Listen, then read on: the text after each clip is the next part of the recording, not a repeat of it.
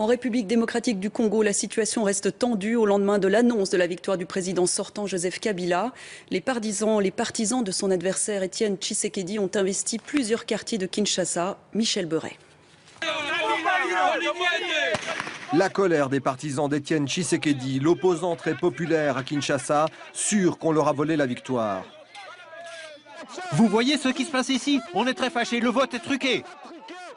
On ne veut plus de Kabila ici, qu'il rentre au Rwanda. Nous, on veut un Congolais. Joseph Kabila, fils d'une mère Tutsi élevée en Afrique de l'Est, aurait obtenu officiellement près de 50% des voix à l'élection du 28 novembre. Soit 48,5% des suffrages valablement exprimés. Exprimé aussi dans un contexte de forts soupçons de fraude électorale. Nous attendons encore les résultats des rapports finaux des missions d'observateurs. On va les étudier très attentivement. L'opposant Étienne Tshisekedi, lui, n'a pas attendu. Hier soir déjà, il s'est autoproclamé président élu à 54% des voix, provoquant l'émeute jusqu'à ce matin.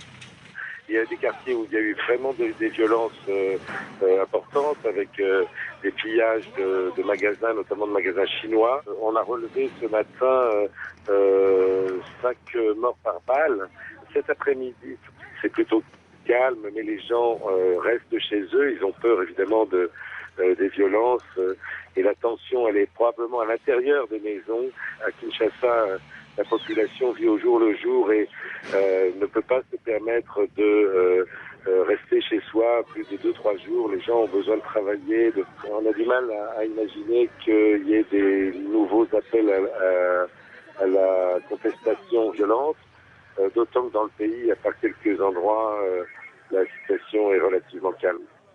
L'ONU et Washington ont appelé au calme, eux aussi, craignant un nouvel embrasement sur cet immense territoire que tout changement de pouvoir, à ce jour, ont fait basculer dans les ténèbres.